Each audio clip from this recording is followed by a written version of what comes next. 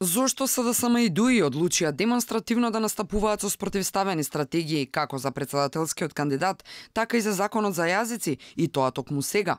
Извори во власта велат дека внатрапартиските рейтинзи на лидерите и во двете владеачки гарнитури не се на највисоко ниво и дека со прокламирање на категорични позиции од едниот делува независно од другиот, се билда атмосферата меѓу членството и во СДСМ и во ДУИ.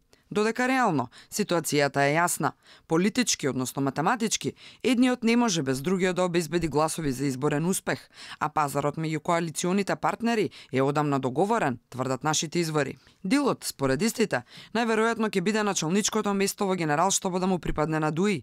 Со оваа позиција засега Ахмети би можел да се задоволи, иако неговите амбиции беа власт во МВР, но СДСМ не дозволувала. Натегање засега има и што се однесува до второто барање на Ахмети, Генералштабот, но повеќе заради билдање на рейтинг кај членството. Значи договорот веќе е готов, а најверојатно до недела ќе се знае и конечно кој, на предлог на СДСМ, ќе биде изборот за кандидат за председател што ќе биде поддржан и од ДУИ. Кон ова упатува и вчерашната изјава на портпаролот Бујар Османи, кој ако се обиде да нагласи од ДУИ ќе трча со свој кандидат, видливо остави простор дека консензуален настап е повеќе од можен. Едногласно председателството на ДУИ одлучи дека ДУИ на овие председателски избори ќе оди со свој кандидат.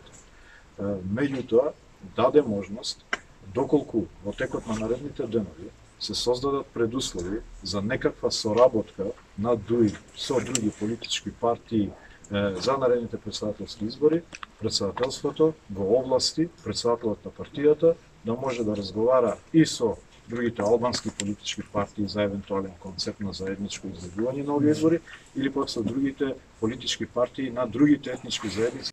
Дека нештата остануваат отворени препознаваат и пратениците на СДСМ. Се уште ништо не е конечно, иако ја имате слушнато добро изјавата и од страна на представниците од ДУИ, они рекоа дека може да излезат со свој кандидат, но оставија простор и за други можности. Што се однесува пак за предвремените парламентарни избори, заедно со председателските, официјално власта уште разговара и калкулира.